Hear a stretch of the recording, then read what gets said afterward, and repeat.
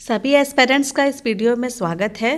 आज इस वीडियो में हम देखेंगे यूपी पीसीएस प्रीलिम्स 2024 का आयोग ने अभी हाल ही में जो 22 दिसंबर को पेपर कंडक्ट कराया है वो पेपर देखेंगे। ये पेपर खास तौर से चर्चा में है क्योंकि इस बार आयोग ने पिछले ट्रेंड से अलग हट के नए ट्रेंड को फॉलो किया है। प्रश्न पूछने का तरीका काफ़ी बदला हुआ था, पेपर कराने का तरीका तो बदला ही हुआ था, साथ ही पेपर में जो प्रश्न पूछने की जो उनकी टेक्निक हुआ करती थी वो भी इस बार काफ़ी चेंज है। तो आगे जो भी एग्ज़ाम देने जा रहे हैं अभ्यर्थी, चाहे वो आरओ के हों, चाहे वो यूपी पीसीएस 2025 के हों या फिर कोई अन्य कॉम्पिटिटिव एग्ज़ाम या किसी स्टेट पीसीएस के हों, वो इस पेपर को ज़रूर देख कर जाएँ ताकि उनको एक गाइडिंग लाइट मिल सके कि किस पैटर्न पर आयोग प्रश्न पूछता है या पूछने की संभावना आगे है। तो आइए देखते हैं।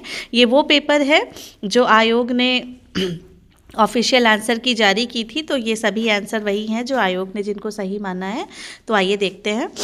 ये क्रोनोलॉजी का प्रश्न है। पहला प्रश्न, निम्नलिखित पेशवाओं पर विचार कीजिए तथा इन्हें आरोही काल क्रमानुसार व्यवस्थित कीजिए।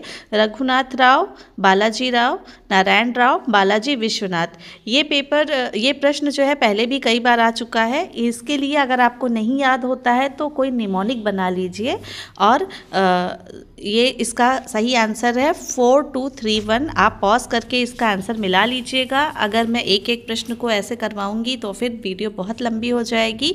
आप जो भी आंसर आपको देखना हो आप पॉज करके उसका आंसर देख लीजिए। हो सके तो इनके शॉर्ट नोट बना लीजिए, आगे आपके काम आएंगे। प्रश्न नंबर 2, प्राचीन व्यापार के संदर्भ में निम्नलिखित कथनों पर विचार कीजिए। प्राचीन भारत में बहुत से नदी बंदरगाह के संदर्भ मिलते हैं। और दूसरा पॉइंट, वहाँ सामान और यातायात के बड़े गोदाम थे। तो इसका आंसर ए सही है। ए और 2, 1 और 2 दोनों सही। तीसरा प्रश्न, बंगाल के निम्नलिखित सेन शासकों को आरोही कालानुक्रम में व्यवस्थित कीजिए। बल्लाल सेन, लक्ष्मण सेन, हेमंत सेन, विजय सेन। 3, 4, 1, 2 ये इसका सही आंसर है। ये भी क्रोनोलॉजी का प्रश्न था। चौथा प्रश्न, बैरम खां के संदर्भ में निम्नलिखित कथनों पर विचार कीजिए। अकबर ने बैरम खां को खाने खाना की उपाधि दी। दूसरा, यह उपाधि साम्राज्य के वजीर के रूप में बैरम खां की नियुक्ति के समय नहीं दी गई थी। इसमें जो है पूछा है कौन सा कथन सही है, तो इसका सी सही है, यानी केवल एक सही है। पांचवा प्रश्न, ये जनगणना का प्रश्न है। 2011 की जनगणना के अनुसार जनसंख्या के आधार पर राज्यों को अवरोही क्रम में व्यवस्थित कीजिए, यानी पहले सबसे ज़्यादा जनसंख्या वाला, फिर बाद में सबसे कम जनसंख्या वाला। तो इसका है 3, 1, 4, 2। आप पॉज करके मिला लीजिएगा। छठवां प्रश्न, ये भी मैचिंग वाला प्रश्न है। मैचिंग वाले प्रश्न और क्रोनोलॉजी वाले प्रश्न बहुत बड़ी संख्या में आते हैं, तो विशेष रूप से इस ट्रेंड को आपको पकड़ना होगा और इसमें अपने को एक्सपर्ट बनाना होगा। तो देखते हैं, सूची 1 से सूची 2 को मिलाना है। इधर रिपोर्ट जो प्रकाशित होती है उसका नाम और कौन प्रकाशित करता है उसकी संस्था, ऑर्गेनाइजेशन का नाम है। तो इसका जो है 3, 1, 4, 2 है। आप पॉज करके मिला लीजिएगा। 7 नंबर, निम्नलिखित घटनाओं पर विचार कीजिए तथा इन्हें सही कालानुक्रम में व्यवस्थित कीजिए। सबसे पहले से लेकर आखिरी तक की गतिविधि। इसमें देखिए तमाम सारी योजनाएं हैं और पुरानी योजनाएं भी इसमें दी हुई हैं, यानी पहले की योजनाओं की भी आपको डेट और ईयर कंफर्म होना चाहिए, तभी आप कर पाएंगे। तो इन सब प्रश्नों से आपको ट्रेंड पकड़ने की कोशिश करनी चाहिए। इसका आंसर होगा 3, 2, 1, 4। आप पॉज करके मिला लीजिएगा। क्वेश्चन नंबर 8, निम्नलिखित सूचियाँ 1 और 2 अर्थशास्त्रियों लेखकों के नाम तथा उनकी पुस्तकों को क्रमशः दर्शाती हैं और इनको सुमिलित करने के लिए कहा जा रहा है। तो इधर लेखक का नाम है, इधर उनकी किताब का नाम है। ये मैचिंग पूरा लगा हुआ है, यानी सामने सामने जो लिखा है वही इसका आंसर है। इसका आंसर है 1, 2, 3, 4। देख लीजिएगा आप। क्वेश्चन नंबर 9, निम्नलिखित कथनों में कौन सा पारिस्थितिकी निकेत के संदर्भ में सही नहीं है। ये क्वेश्चन बहुत बार आ चुका है। इसका आंसर होगा पारिस्थितिकी निकेत में यदि संसाधन पर्याप्त हैं तो प्रजातियों की संख्या कम हो जाती है। इसमें नहीं पूछा है, यानी ये जो पॉइंट दिया है ये गलत है। इसको ध्यान में रखकर आप पढ़िएगा।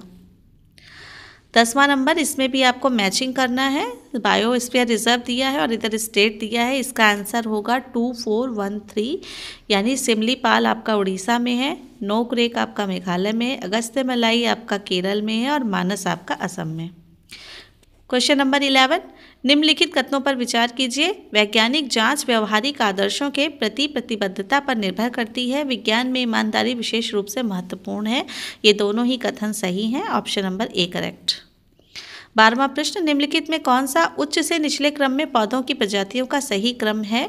इसमें डी ऑप्शन सही होगा। पहले प्लांट किंगडम आएगा, फिर फाइलम, फिर क्लास, फिर ऑर्डर, यानी पादप जगत, संघ, वर्ग और फिर गण। ऑर्डर के बाद फिर स्पीसीज आता है। अगर ऐसे भी क्वेश्चन दे सकते हैं कि ऑर्डर के बाद स्पीसीज लिख दें, तो ये क्रम आपको याद रखना है। 13 नंबर, जस्टिस पार्टी के संदर्भ में निम्नलिखित कथनों पर विचार कीजिए। जस्टिस पार्टी ने कांग्रेस का विरोध उसे एक ब्राह्मण प्रभुत्व वाला संगठन कहकर किया। दूसरा, इसने गैर ब्राह्मणों के लिए वैसे ही सांप्रदायिक प्रतिनिधित्व का दावा किया जैसे कि मॉर्ले मिंटो सुधार ने मुसलमानों को दिया था। इसमें भी दोनों कथन सही हैं। ए ऑप्शन सही होगा। इसमें दूसरा जो पॉइंट है उसमें कंफ्यूज हो सकते हैं लोग, तो इसीलिए आपको जब भी पढ़ाई करनी है तो कॉन्सेप्ट को बिल्कुल डिटेल में और बहुत ही डीप जा कर के पढ़ना होगा, तभी अब आप आंसर को सही कर पाएंगे, खास तौर से जो कथन कारण वाले प्रश्न हैं उन्हें।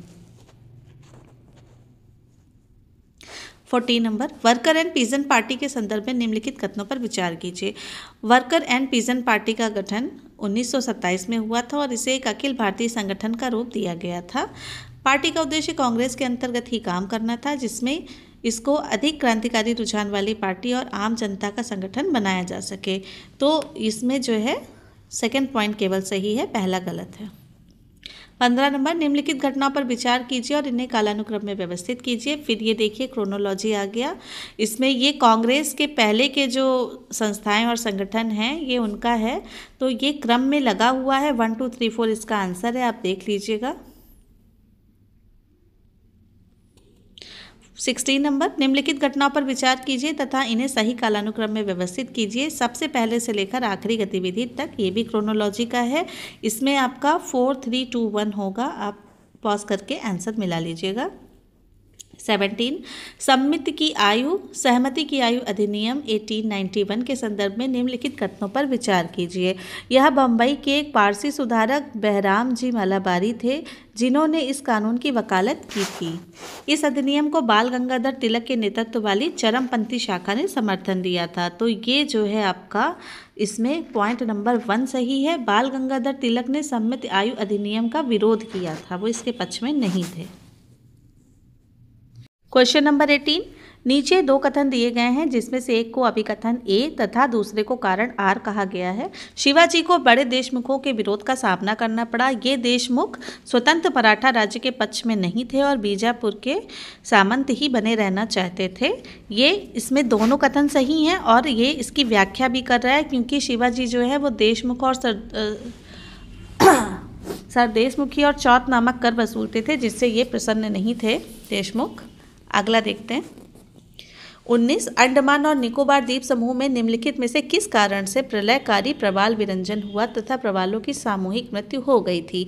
इसमें जो है हिंद महासागर के तापमान में 2 डिग्री सेल्सियस की वृद्धि इसका सही आंसर होगा, क्योंकि जो कोरल रीफ होते हैं उनको एक ऑप्टिमम टेम्परेचर चाहिए होता है। अगर टेम्परेचर ज़्यादा होता है तो फिर कोरल ब्लीचिंग हो जाती है। और चूँकि अंडमान निकोबार वाला जो एरिया है वो हिंद महासागर के पार्ट है, इस वजह से ये सही होगा। 20 नंबर देखें, अशोक के संदर्भ में निम्नलिखित कथनों पर विचार कीजिए। अशोक ने धम्म की जो परिभाषा दी है वह राहुलोवाद सूत्र से ली गई है। अपने राज्याभिषेक के 14वें वर्ष में अशोक ने धम्म महामात्र नामक एक नवीन प्रकार के कर्मचारी की नियुक्ति की। यहाँ पर भी दोनों कथन सही है। Option number A correct. 21 number, निम्नलिखित में से कौन सा सही सुमेलित नहीं है? ऑप्शन सी, अनुच्छेद 155 राज्यपाल को हटाना, ये गलत है, नहीं पूछा है, तो आप देखिएगा।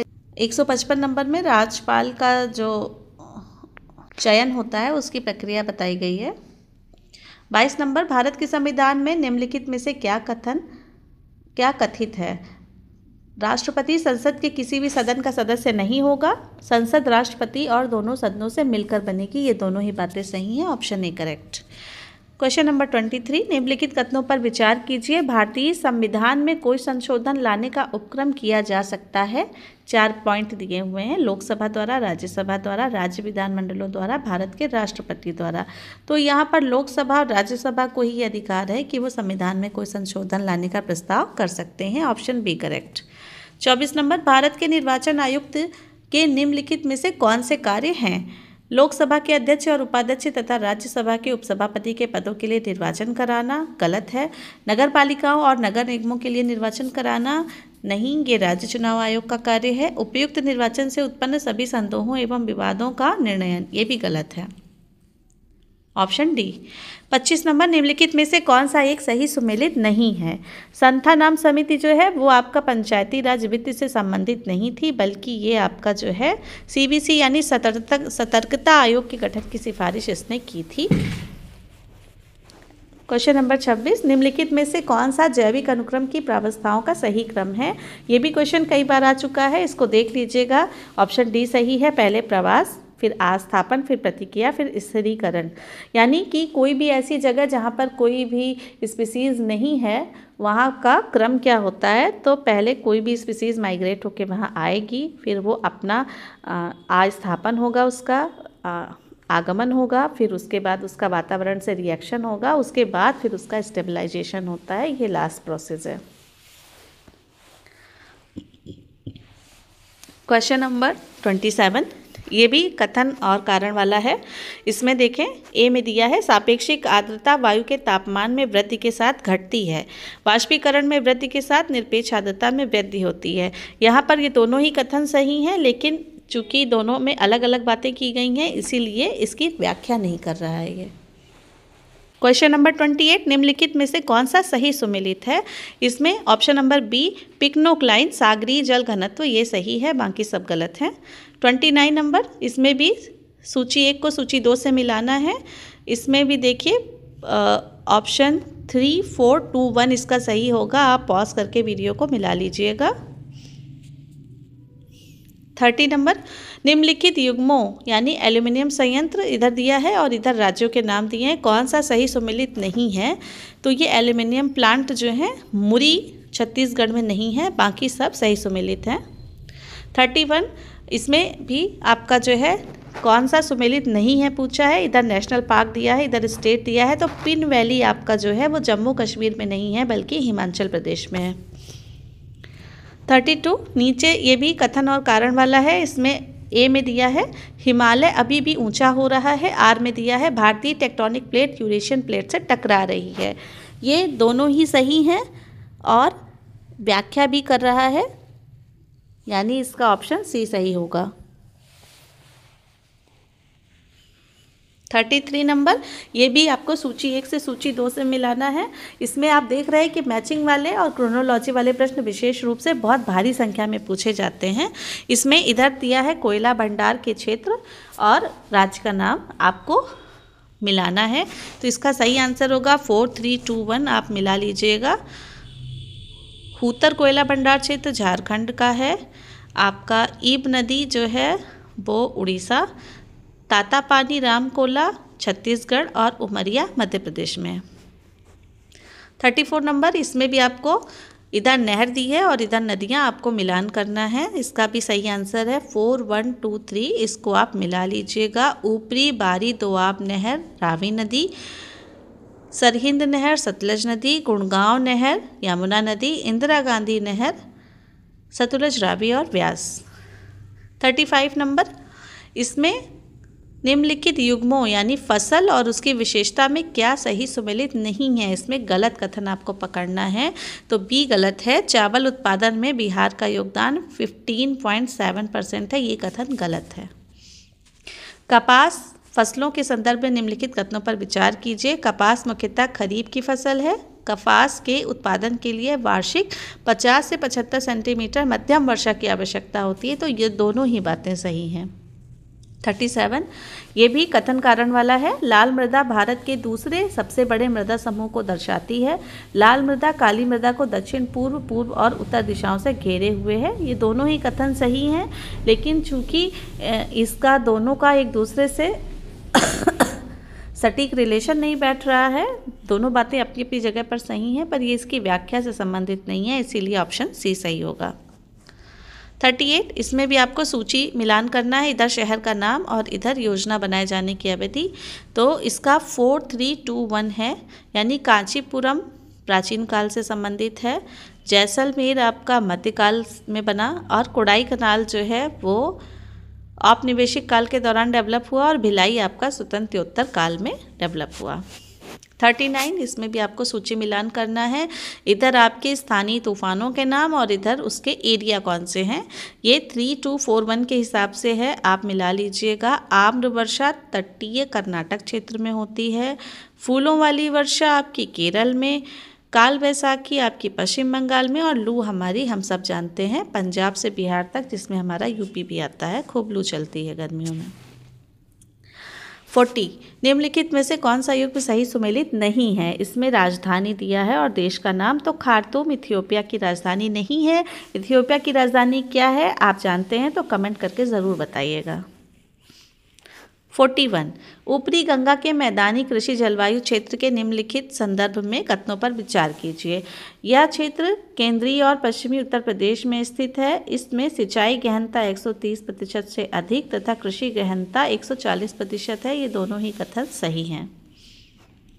फिर सूची का मिलान करना है। क्वेश्चन नंबर 42, इधर आपके दर्रों के नाम दिए हैं और इधर उसकी समुद्र तल से ऊंचाई दी है 1324, ऐसे करके है इसका आंसर।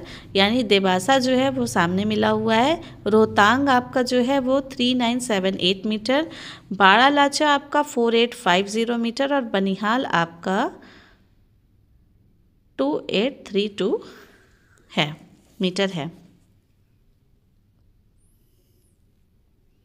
आगे देखें क्वेश्चन नंबर 43, ये भी अभी कथन और कारण वाला है। जूट देख रहे हैं अभी आप, ऊपर कपास से रिलेटेड प्रश्न था, अब जूट पर आ गया है। किस तरह की जलवायु चाहिए होती है हमारी जो मेन फसलें हैं, इस पर क्वेश्चन यूपीएससी में भी खूब पूछे जाते हैं और अब पीसीएस भी पूछने लगा है, तो इसको आप ध्यान से पढ़िएगा। जूट भारत का विशुद्ध पौधा है। जूट खरीफ की फसल है जिसे फरवरी से जून में बोया जाता है तथा जुलाई से अक्टूबर के मध्य काटा जाता है। ये दोनों ही बातें सही हैं, लेकिन ये इसकी सही व्याख्या नहीं कर रहा है। क्वेश्चन नंबर 44, इसमें भी सूची का मिलान करना है। इधर निबंध के नाम दिए हैं और इधर निबंध लिखने वाले रचनाकार का नाम है, तो इसको आप मिला लीजिएगा पॉज करके। 4321 इसका सही आंसर है। क्वेश्चन नंबर 45, ये भी अभी कथन कारण वाला है। भारत पर तुर्की आक्रमण सफल हुआ, उत्तर भारत में राजनीतिक एकता नहीं थी। ये दोनों बातें सही हैं और ये इसकी व्याख्या भी कर रहा है क्योंकि इसका कारण दर्शा रहा है, इसीलिए ये सही है। 46, voice of global south summit के संदर्भ में निम्नलिखित कथनों पर विचार कीजिए। भारत ने हाल ही में अपना दूसरा voice of global south summit संपन्न किया। ग्लोबल साउथ मुख्यतः विकसित देशों से संबंधित है, तो इसका कथन एक सही है, दो गलत है, क्योंकि जो ग्लोबल साउथ है वो विकासशील देश या जिनका औपनिवेशिक इतिहास रहा है उन देशों को मिला करके ग्लोबल साउथ बोलते हैं। 47, ग्रीन हाउस गैस उत्सर्जन में कटौती के संदर्भ में जलवायु परिवर्तन पर अंतर सरकारी पैनल यानी IPCC किस पर जोर देता है। क्रमिक और सीमित कटौती पर्याप्त है, गहरी, तीव्र और निरंतर कटौती आवश्यक है। इसका ऑप्शन नंबर 2 सही है। ये इमीडिएट एक्शन की बात कर रहा है यहाँ पर। 48, अनाज उपज शब्द का तात्पर्य क्या है। काटी गई भूमि के प्रति इकाई क्षेत्र में उत्पादित अनाज फसलों की मात्रा। दूसरा, किसी दिए गए देश में अनाज फसलों का कुल उत्पादन। तो इसमें केवल ऑप्शन 1 सही है। 49, जुलाई सितंबर 2019 और जुलाई सितंबर 2022 के बीच भारत में बेरोजगारी दर की प्रवृत्ति के संदर्भ में निम्नलिखित में से कौन सा सही है। पहला, या स्थिर रही, दूसरा, या घट गई। तो 2 सही है, 1 गलत है, यानी बेरोजगारी इस दौरान घटी है। 50, वैश्विक बहुआयामी गरीबी सूचकांक MPI रिपोर्ट कौन प्रकाशित करता है। ये बहुत इंपॉर्टेंट है मेंस के लिए भी और प्रीलिम्स में भी बार बार आया है। ऑप्शन नंबर 3 और 4 ये सही है। ऑक्सफोर्ड गरीबी और मानव विकास पहल OPHI करके एक संस्था है और इधर UNDP संयुक्त राष्ट्र विकास कार्यक्रम, ये दोनों मिलकर MPI रिपोर्ट को जारी करते हैं। 51 ये भी कथन कारण वाला। सतत विकास की धारणा को ब्रटलैंड रिपोर्ट द्वारा लोकप्रिय बनाया गया। और आर, ब्रटलैंड रिपोर्ट को विकास की सीमाओं के रूप में जाना जाता है। इसमें ए सही है किंतु आर गलत है। ब्रटलैंड रिपोर्ट का जो शीर्षक था वो अवर कॉमन फ्यूचर यानी हमारा साझा भविष्य, ये इसका शीर्षक था, ना कि विकास की सीमाएं।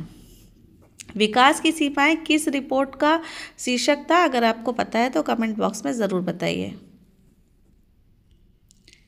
52 निम्नलिखित घटनाओं पर विचार कीजिए और उनको कालानुक्रम में व्यवस्थित कीजिए। ये भी क्रोनोलॉजी आ गया। दिवस 1, 4, 2, 3 ये दिवस कब कब मनाए जाते हैं?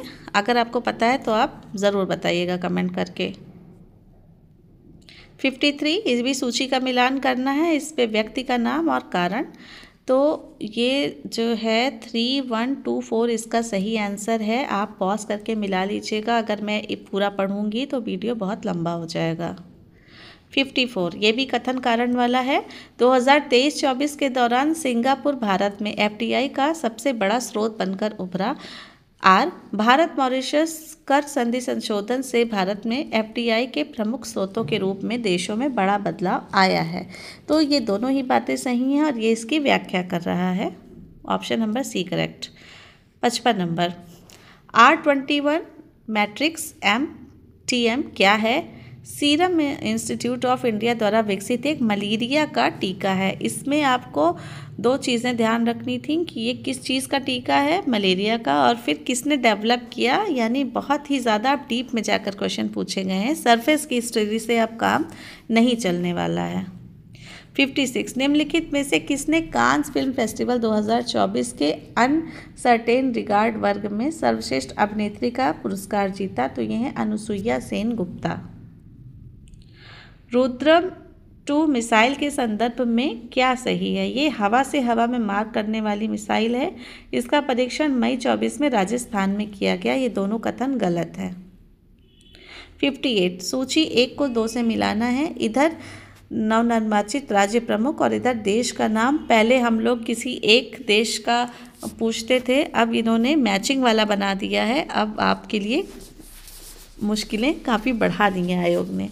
तो इसका आंसर होगा 3, 2, 1, 4। आप पॉज करके मिला लीजिएगा।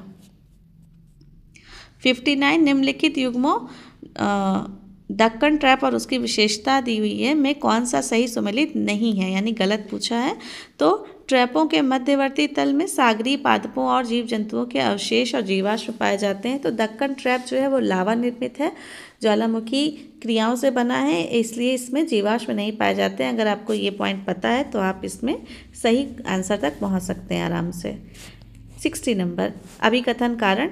द्वितीय विश्व युद्ध के दौरान खोजी गई जेट धाराएं ऊपरी वायुमंडल में चलने वाली पूर्वी तेज प्रवाही हवाएं हैं। आर, जेट धाराओं की प्रवाह गति 300 से 500 किलोमीटर प्रति घंटा है। तो इसमें ए गलत है और आर सही है। 61 सूची 1 को 2 से मिलान करना है। इधर देश का नाम दिया है, इधर पर्वत श्रेणियों के नाम दिए हैं। इसका सही आंसर होगा 3, 1, 4, 2, यानी स्पेन फ्रांस में पेरेनीज है, स्विट्जरलैंड में आल्प्स है, बुल्गारिया में बाल्कन और इटली में आपका एपेनाइन है। 62 भूमि पर, ये यहाँ से साइंस वाले प्रश्न शुरू हो गए। भूमि पर रहने वाले पौधे और जानवर कहलाते हैं स्थल निवासी यानी टेरेस्ट्रियल हैबिटेंट्स। 63 वह जोड़ जहाँ गर्दन सिर से मिलती है वो पाइवेटल जॉइंट है। अब अगली बार हो सकता है कि बॉल एंड सॉकेट जॉइंट पूछ ले कहाँ पे होता है, तो इस तरीके से आपको तैयारी रखनी है।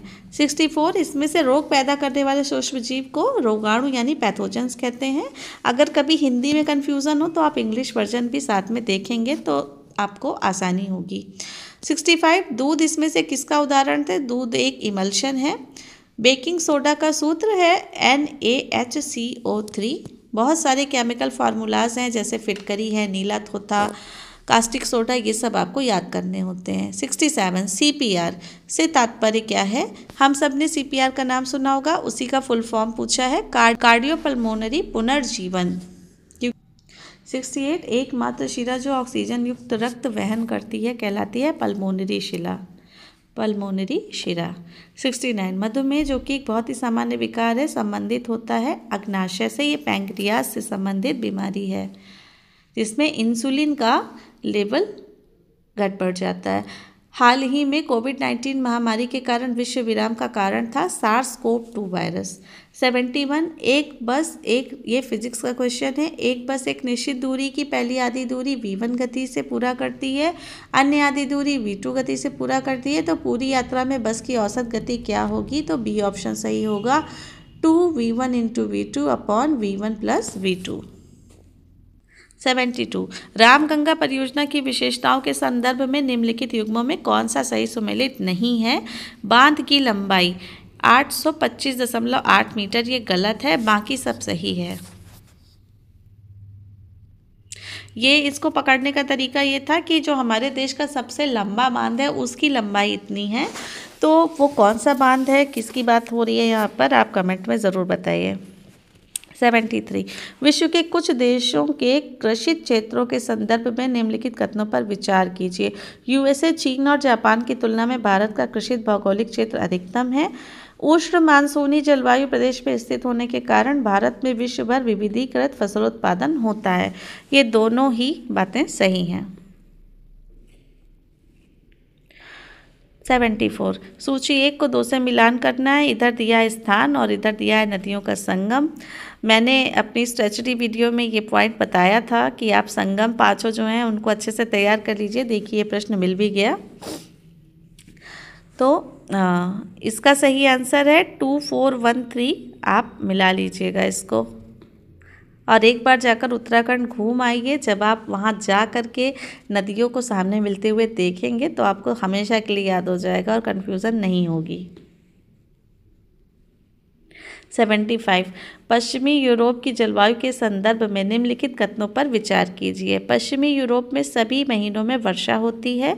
पश्चिमी यूरोप पछुआ पवनों की पेटी के अंतर्गत स्थित है। ये दोनों ही कथन सही हैं।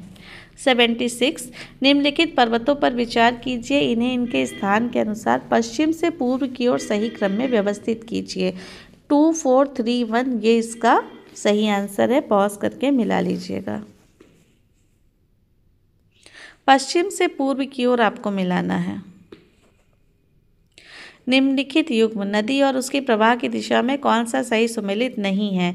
तो मेकांग नदी दक्षिण पश्चिम दिया हुआ है, जबकि ये दक्षिण पूर्व की नदी है। ये गलत है। 78 इसमें देश और तेल क्षेत्र का कौन सा इसमें गलत दिया है? तो कुवैत में काशगंज क्षेत्र नहीं है। बाकी 3 भी आपको याद रखने हैं कि कौन से देश में कौन से तेल क्षेत्र हैं। 79 भूमध्य सागरीय जलवायु के संदर्भ में निम्नलिखित कथनों पर विचार कीजिए। यहाँ शीत ऋतु में वर्षा होती है। शीतकालीन अयानांत के कारण वायुदाब पेटियां दक्षिण की ओर खिसक जाती हैं। तो ये दोनों बातें सही हैं। नंबर 80 अप्रैल 2024 में हुए माओवाद विरोधी ऑपरेशन के संदर्भ में निम्नलिखित में से कौन सा कथन सही है?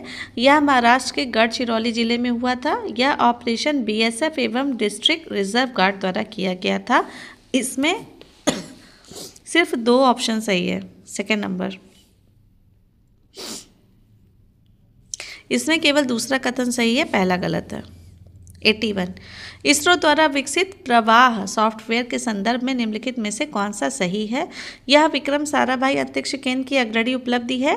अंतरिक्ष वाहनों के प्रारंभिक वायुगतिकी डिजाइन के लिए बड़ी संख्या में विन्यास के मूल्यांकन की आवश्यकता होती है। दोनों ही कथन सही हैं। 82 ये भी कथन कारण वाला है। अप्रैल 24 में भारत ने फिलीपींस को ब्रह्मोस सुपरक्रोनिक क्रूज मिसाइल प्रदान की। मिसाइल की मारक क्षमता 490 किलोमीटर है। ये आर गलत है, जबकि ए सही है। इसकी मारक क्षमता कितनी है? अगर आपको पता है तो कमेंट करके बताइए। 83 कोहिमा शांति स्मारक और इको पार्क के संदर्भ में निम्नलिखित में से कौन सा सही है? इसका उद्घाटन कार्यक्रम 8 मार्च 2024 को कोहिमा में आयोजित किया गया। इसे दक्षिण कोरिया द्वारा विकसित किया जाएगा। तो इसका केवल पहला कथन सही है। आप करंट अफेयर भी कथन और कारण के रूप में दी जाने लगी है, तो जब तक आप एकदम डीप में जाकर खबर का एनालिसिस करते हुए नहीं तैयार करेंगे तब तक आप सही आंसर तक नहीं पहुंच पाएंगे। 84 प्रतिभाशाली प्रारंभिक पेशेवरों के लिए गतिशीलता व्यवस्था योजना मेट्स के संदर्भ में निम्नलिखित में से कौन सा कथन सही है। यह भारत और ऑस्ट्रेलिया के बीच एक द्विपक्षीय ढांचा है।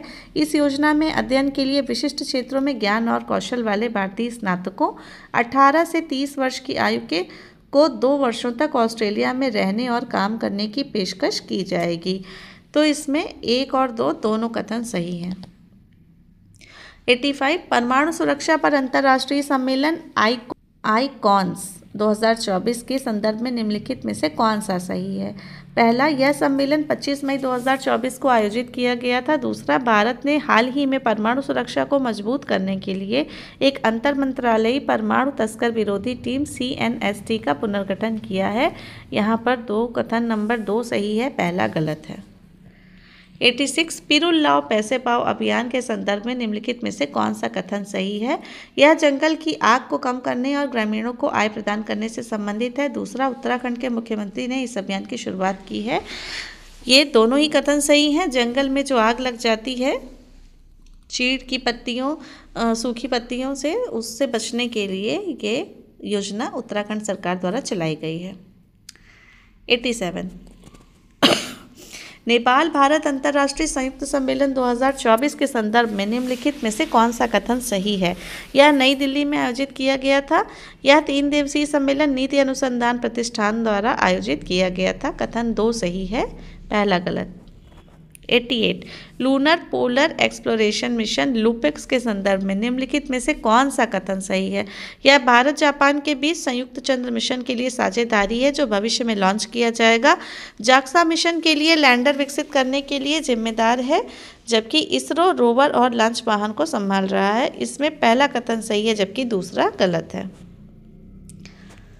89 शारीरिक दंड उन्मूलन के लिए दिशा निर्देश के संदर्भ में निम्नलिखित में से कौन सा कथन सही है। यह 26 अप्रैल 2024 को तमिलनाडु स्कूल शिक्षा विभाग ने दिशा निर्देश इसके जारी किए। ये दिशा निर्देश छात्रों के शारीरिक और मानसिक स्वास्थ्य की सुरक्षा पर केंद्रित है। ये दोनों ही कथन सही हैं। 90 FLY 91 के संदर्भ में निम्नलिखित में से क्या सही है। भारत में शुरू की गई एक नई एयरलाइन है। इसकी पहली उड़ान 18 मार्च 2024 को मनोहर अंतर्राष्ट्रीय हवाई अड्डे से शुरू हुई। दोनों ही कथन सही हैं। सूची 1 को 2 से मिलान कीजिए। योजना का नाम और कब आरंभ किया गया उसकी तिथि पूछी है। सरकारी योजनाएं सारी बहुत इंपॉर्टेंट है। पुरानी योजनाओं की भी डेट आपको याद रखना ज़रूरी है। तो 4, 3, 2, 1 इसको आप पॉज करके मिला लीजिएगा। 92 मानव विकास सूचकांक HDI में किन संकेतकों का उपयोग किया जाता है। तो इसका सही आंसर है 1, 2 और 4, यानी आय स्तर, शिक्षा और संभावित जीवन अवधि की आयु। ये 3 संकेतक होते हैं, जबकि पर्यावरण की स्थिति एक संकेतक नहीं है HDI का। 93 भारत सरकार द्वारा प्रारंभ की गई निम्नलिखित योजनाओं को कालानुक्रम में व्यवस्थित कीजिए और नीचे दिए गए कूट में सही उत्तर चुनिए। ये भी क्रोनोलॉजी का प्रश्न योजनाओं से संबंधित है। ये क्रोनोलॉजी में लगा हुआ है 1, 2, 3, 4। 94 माल्थस ने तर्क दिया कि जनसंख्या डैश प्रगति में बढ़ती है, जबकि कृषि उत्पादन या खाद्योपूर्ति डैश प्रगति में बढ़ती है। निम्नलिखित में से रिक्त स्थानों की पूर्ति के लिए सही उत्तर क्या होगा। तो जनसंख्या ज्यामितीय अनुपात में बढ़ती है, जबकि खाद्यान्न अंकगणितीय अनुपात में बढ़ता है। 95 आर्थिक सर्वेक्षण 2022-23 के अनुसार बढ़ते वैश्विक आपूर्ति व्यवधानों के जवाब में भारत सरकार ने कौन सी राजकोषीय नीति की प्रतिक्रिया अपनाई। तो केवल तीसरा सही है, ईंधन और कुछ आयातित उत्पादों पर कर को कम कर दिया। अगर सब्सिडी कम कर देंगे या उत्पादों पर कर बढ़ा देंगे तब तो फिर इसका उल्टा हो जाएगा, आपूर्ति बाधित हो जाएगी, इसलिए केवल तीसरा सही है। 96 इसमें भी मिलान करना है सूची 1 को 2 से। सामाजिक सुरक्षा कार्यक्रम और उसमें लाभार्थी का क्या योगदान है। तो ये योजनाएं दी हैं, किसमें कितने रुपए की किस्त है वो पूछा हुआ है। तो इसका सही आंसर है 2, 3, 4, 1। आप पॉज करके मिला लीजिएगा। 97 कथन कारण वाला प्रश्न अगेन। विकास को जीवन स्तर और कल्याण में वृद्धि के रूप में परिभाषित किया है। सही बात है। प्रति व्यक्ति आय में वृद्धि विकास की पर्याप्त माप नहीं है। ये दोनों ही सही हैं और ये व्याख्या भी कर रहा है। 98। सतत विकास लक्ष्य 2030 में लक्ष्य 4 को प्राप्त करने के लिए कौन से उपाय आवश्यक हैं? तो जैसा कि SDG 4 शिक्षा से संबंधित है, तो शिक्षा से जुड़े हुए ये पहले और दूसरे बिंदु सही हो जाएंगे, बाकी नीचे के दो गलत। 99। अनुच्छेद 19 के अंतर्गत निम्नलिखित में से कौन सा एक स्वतंत्रता की भारतीय संविधान द्वारा गारंटी नहीं दी गई है? तो संपत्ति रखने, खरीदने और बेचने की स्वतंत्रता, जैसा कि हम जानते हैं कि प्रारंभ में ये भी एक मूल अधिकार था, लेकिन संविधान में संशोधन करके इसको हटा दिया, एक विधिक अधिकार बना दिया। आप कमेंट करके बताइए कि किस संविधान संशोधन द्वारा इसको मूल अधिकार की सूची से हटाया गया। क्वेश्चन नंबर 100, ये भी कथन कारण वाला प्रश्न। भारतीय संविधान के अनुसार एक ही व्यक्ति एक ही समय में 2 या 2 से अधिक राज्यों के राज्यपाल के पद पर कार्य नहीं कर सकता। ये गलत है। भारतीय संविधान के अनुच्छेद 153 में कहा गया है कि प्रत्येक राज्य के लिए एक राज्यपाल होगा। तो कथन 1 गलत है, R सही है। 7वें संविधान संशोधन द्वारा एक व्यक्ति 1 से अधिक राज्यों के राज्यपाल रह सकता है। क्वेश्चन नंबर 101, इसमें कौन सा सही नहीं है पूछा है? तो किसी राज्य का नाम बदलना राज्य विधानमंडल की शक्ति नहीं है, केवल संसद ही यह प्रावधान कर सकती है।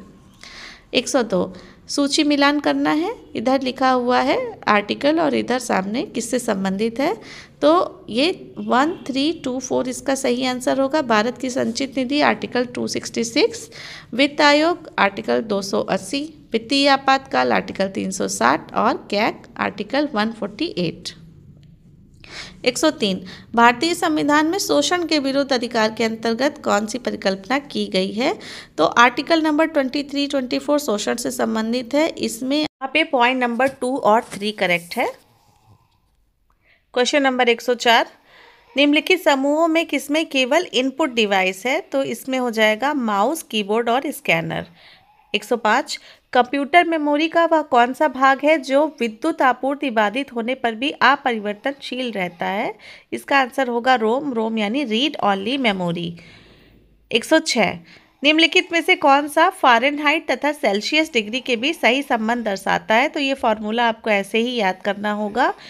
Fahrenheit is equal to 9/5 degree Celsius plus 32, ये इसका फॉर्मूला होता है। 107, निम्नलिखित में से कौन सा कथन सही नहीं है? किसी कोशिका का केंद्रक कोशिकीय विभाजन प्रजनन में हिस्सा नहीं लेता, ये बात गलत है। केंद्रक भाग लेता है। 108, नीचे 2 कथन दिए गए हैं, ये फिर से वही असर्शन और रीजन वाला है। CO2, SO2 और NO2 गैसें वर्षा जल में घुल जाती हैं और अम्लीय वर्षा उत्पन्न करती हैं। इसका कारण दिया है कि कार्बन डाइऑक्साइड, सल्फर डाइऑक्साइड और नाइट्रोजन के ऑक्साइड जैसी गैसों की उच्च सांद्रता के कारण वायुमंडलीय वायु प्रदूषित होती है। तो ये दोनों ही सही हैं और इसकी सही व्याख्या भी कर रहा है। 109, 7वीं भारत इंडोनेशिया संयुक्त रक्षा सहयोग समिति की बैठक के संदर्भ में निम्नलिखित में से कौन सा कथन सही है? इस बैठक में इंडोनेशिया ने रक्षा उद्योग, समुद्री सुरक्षा और बहुपक्षीय सहयोग के क्षेत्र में सहयोग बढ़ाने पर सहमति जताई।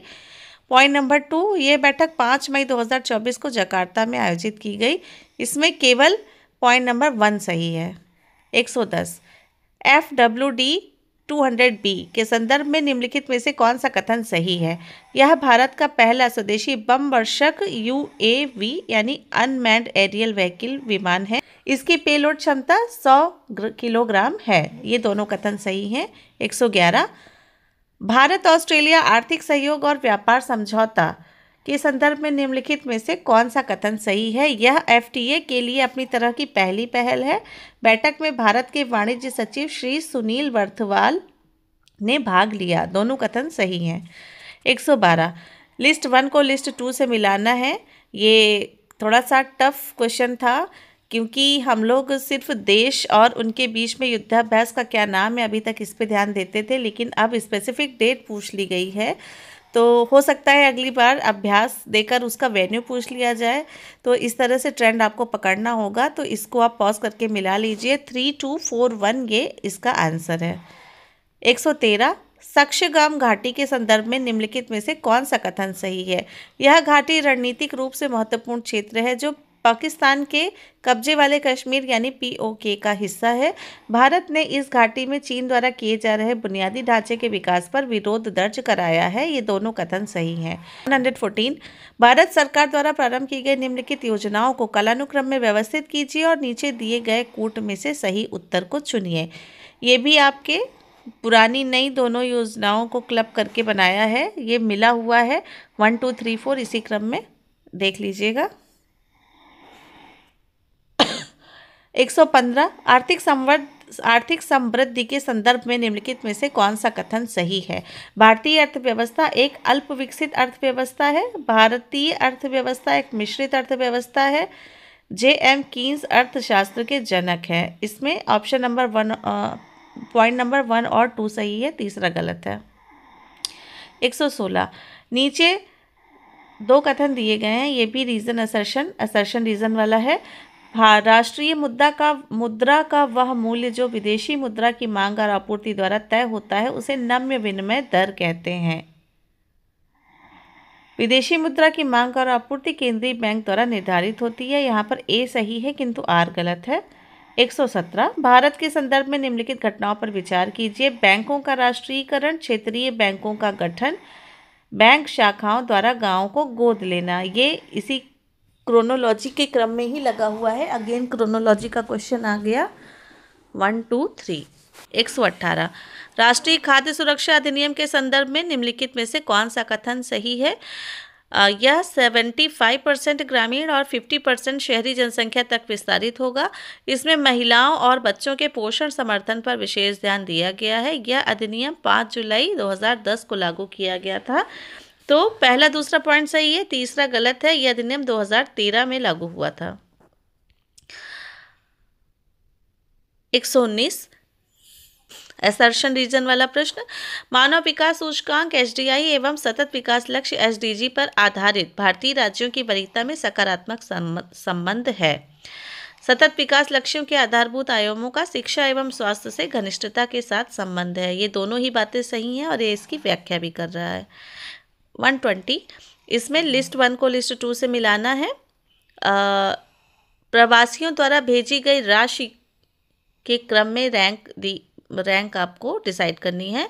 तो इसका सही आंसर है 2 3 1 4, यानी किसी देश के प्रवासी जो दूसरे देश में रहते हैं वो अपने देश में धन प्रेषण जो करते हैं उसमें मेक्सिको प्रथम स्थान पर भारत है, फिर मेक्सिको सेकंड, चीन थर्ड और फिलीपींस फोर्थ नंबर पे है। 121 लिस्ट 1 को 2 से मिलाना है। इधर दिया है राज्य और सामने दिया हुआ है 2019 से 2023 के दौरान आधारभूत संरचनाओं पर किए गए खर्च का श्रेष्ठता का क्रम। तो सबसे ज़्यादा आधारभूत संरचनाओं पर खर्च किया गया है यूपी में। इसके बाद महाराष्ट्र द्वितीय स्थान, फिर तमिलनाडु थर्ड और कर्नाटक फोर्थ। नीचे दो कथन दिए गए हैं, वही रीजन असर्शन वाला प्रश्न है। भारतीय संविधान का अनुच्छेद 352 आपातकालीन स्थिति की घोषणा से संबंधित है। आपातकालीन स्थिति किसी भी समय उत्पन्न हो सकती है। दोनों सही हैं लेकिन ये इसकी व्याख्या नहीं कर रहा है क्योंकि अनुच्छेद, ये दोनों बातें अलग अलग अपनी जगह पर सही हैं। 123 ICT आधारित ई गवर्नेंस के संदर्भ में निम्नलिखित में से कौन से कथन सही हैं? ई गवर्नेंस सरकार की पारदर्शिता को कम करता है। ई गवर्नेंस से सरकार की लागत कम हो जाती है। ई गवर्नेंस से सरकार में नागरिकों का योगदान बढ़ जाता है। ई गवर्नेंस नौकरशाही की लाल फीताशाही को बढ़ाता है। तो ई गवर्नेंस लाल फीताशाही को घटाता है, बढ़ाता नहीं है, इसलिए ये गलत है। और पारदर्शिता बढ़ती है, पारदर्शिता घटती नहीं है, यानी पॉइंट नंबर 2 और 3 करेक्ट है, 1 4 गलत है। 124 संघ लोक सेवा आयोग को निम्नलिखित में से किस स्रोत से कार्य शक्तियाँ प्राप्त होती हैं? तो ये चारों ही सही हैं, संविधान, संसदीय कानून, कार्यकारी नियम और आदेश तथा परंपराएं। 125 कौन सा सही सुमेलित है आपको पता लगाना है। तो राष्ट्रीय पिछड़ा वर्ग आयोग आर्टिकल 340 के तहत इसका गठन किया जाता है। निम्नलिखित में से सही कालानुक्रम की पहचान कीजिए। फिर से क्रोनोलॉजी आ गई, जो बहुत सारे जजमेंट आए थे ऐतिहासिक, उस पर ये प्रश्न है। ये क्रोनोलॉजी में ही लगा हुआ है, 1 2 3 4 आप देख लीजिए। 127 संशोधनों का उनके कार्यान्वयन से वर्ष का मिलान करना है। किस वर्ष कौन सा संशोधन आया, तो इसकी क्रोनोलॉजी 3142 है, यानी कि 42वां संशोधन सन 1976 में, 52वां संशोधन 1985 में, 86वां संशोधन सन 2002 में और 96वां संशोधन 2011 में आया। 128 लिस्ट 1 को 2 से मिलाना है। ये फेडरलिज्म पर क्वेश्चन है कि किस विद्वान ने कैसे उसको डिस्क्राइब किया है, तो इसका आंसर आप पॉज करके मिला लीजिएगा। 4 3 1 2। 129 बलवंत राय मेहता समिति द्वारा अनुशंसित त्रिस्तरीय पंचायती राज में निम्नलिखित में से कौन सा एक स्तर नहीं था, तो न्याय पंचायत की बात नहीं की गई थी बलवंत राय मेहता समिति ने। 130 लोकपाल और लोकायुक्त अधिनियम 2013 के अनुसार लोकपाल की नियुक्ति राष्ट्रपति द्वारा एक चयन समिति की सिफारिशें प्राप्त करने के बाद की जाएंगी, जिसके अध्यक्ष प्रधानमंत्री होंगे तथा जिनमें अन्य लोगों के अलावा निम्नलिखित शामिल होंगे। भारत के मुख्य न्यायाधीश या उनके द्वारा नाम निर्दिष्ट उच्चतम न्यायालय का कोई न्यायाधीश, राज्यसभा के सभापति, लोकसभा अध्यक्ष या लोकसभा में विपक्ष के नेता। तो इसमें जो है राज्यसभा के सभापति को छोड़कर बाकी तीनों शामिल होंगे। इस क्वेश्चन से अब आप आइडिया लगा लीजिए कि विभिन्न जो इम्पोर्टेंट पद होते हैं उनका उसमें जो नियुक्ति होती है वो एक चयन समिति की सिफारिश पे होती है।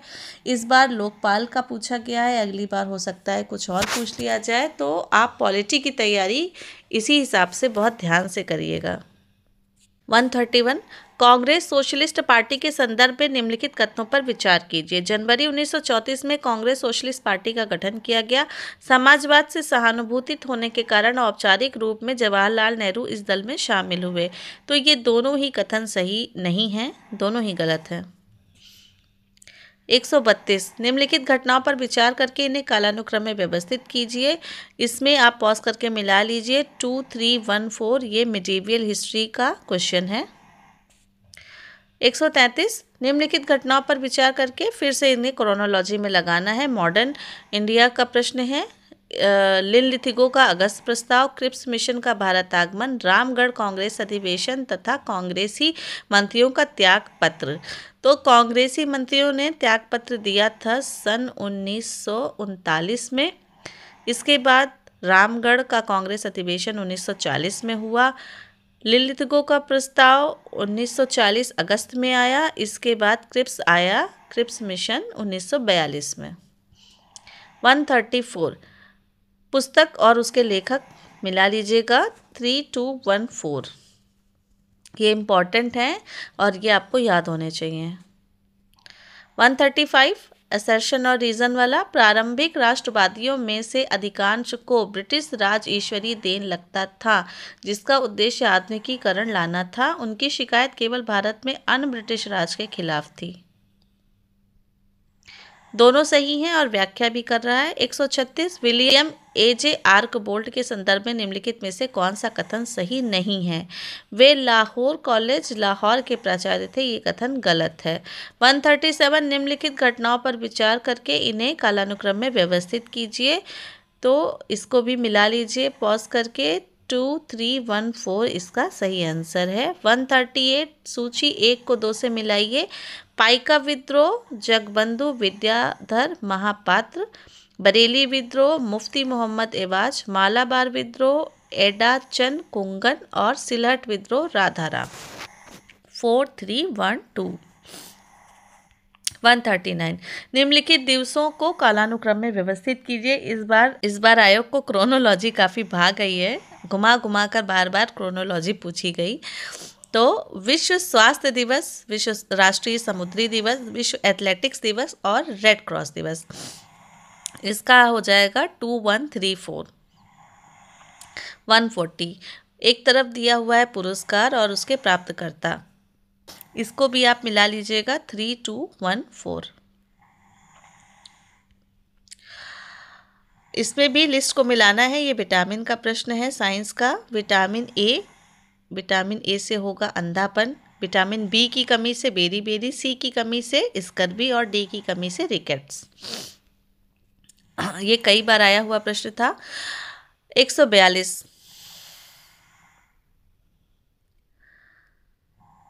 भाषाई अल्पसंख्यकों के लिए विशेष अधिकारी के संदर्भ में निम्नलिखित में से कौन सा कथन सही है?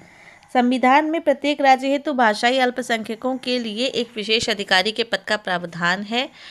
9वें संविधान संशोधन अधिनियम द्वारा इसके लिए एक नया अनुच्छेद 350 भी जोड़ा गया। ये दोनों ही गलत है। भारतीय संविधान की समवर्ती सूची में शामिल हैं। तो पॉइंट नंबर 2 और 3 सही है। सामान में मिलावट और उत्तराधिकार। 144 फातिमा बीवी का हाल ही में निधन हो गया, उनके बारे में निम्न कथनों पर विचार कीजिए। वे सर्वोच्च न्यायालय की पहली महिला न्यायाधीश थी, ये बात सही है। उन्होंने 1997 से 2001 तक केरल राज्य के राज्यपाल के रूप में सेवाएं भी दी, ये पॉइंट गलत है। वह उच्चतर न्यायपालिका तक पहुंचने वाली पहली मुस्लिम महिला भी थी, ये बात सही है। यानी ऑप्शन बी 1 और 3 करेक्ट। 145 राष्ट्रीय बौद्धिक संपदा अधिकार नीति के संदर्भ में निम्नलिखित कथनों पर विचार कीजिए। ये दोहा विकास एजेंडा और ट्रिप्स समझौतों के प्रति भारत की प्रतिबद्धता को दोहराता है। औद्योगिक नीति और संवर्धन विभाग भारत में बौद्धिक संपदा अधिकारों के विनियमन के लिए केंद्रीय अभिकरण है। दोनों बातें सही हैं। 146 कौन सा संशोधन अधिनियम भारत में स्थानीय शासन संस्थाओं से संबंधित है? स्थानीय स्वशासन पर एक क्वेश्चन तो हर बार ज़रूर आता है और देखिए इसका ऑप्शन नंबर डी सही है। संविधान संशोधन नंबर 73 एंड 74। 147 एक तरफ लेखक दिया है, एक तरफ उनकी पुस्तकें। 2143 इस हिसाब से आप पॉज करके मिला लीजिएगा। निम्नलिखित कथनों पर विचार कीजिए। बिहार में जगदीशपुर के जमींदार कुंवर सिंह ने अंग्रेजों के विरुद्ध विद्रोह का नेतृत्व किया। लॉर्ड डलहौजी ने रानी लक्ष्मीबाई के दत्तक पुत्र को उत्तराधिकारी होने की मान्यता प्रदान की थी। तो केवल कथन 1 सही है, कथन 2 गलत है। रानी लक्ष्मीबाई के दत्तक पुत्र को उत्तराधिकार की मान्यता नहीं दी थी और हड़प नीति के तहत झांसी को मिलाने का प्रयास किया था ब्रिटिश राज में। 149 निम्नलिखित विदेशी यात्रियों पर विचार कीजिए और आरोही क्रम में व्यवस्थित कीजिए। 4 3 1 2 इस हिसाब से आप इसको मिला लीजिएगा। 150वां प्रश्न, ये आखिरी प्रश्न है असर्शन रीजन वाला। बलबन ने अपने शासन को सुदृढ़ बनाया और संपूर्ण सत्ता को अपने हाथों में केंद्रित कर लिया। वह उत्तर पश्चिम सीमा को मंगोल आक्रमणों से सुरक्षित रखना चाहता था। ये दोनों बातें अपनी जगह पर सही हैं, लेकिन ये इसकी व्याख्या नहीं कर रहा है। तो ये देखिए, हमने यूपीपीसीएस प्रीलिम्स 2024 के ऑफिशियल पेपर को हमने देखा। पूरे 150 प्रश्न हमने देखा। पेपर में हमने ट्रेंड को पकड़ने की कोशिश की। इसी ट्रेंड को पकड़ते हुए अब आप अपनी आगे की तैयारी को जारी रखिए। आगे भविष्य में विभिन्न प्रतियोगी परीक्षाओं में अपीयर होने वाले सभी अभ्यर्थियों को मेरी तरफ से ढेर सारी शुभकामनाएं। वीडियो देखने के लिए आप सभी का बहुत बहुत धन्यवाद।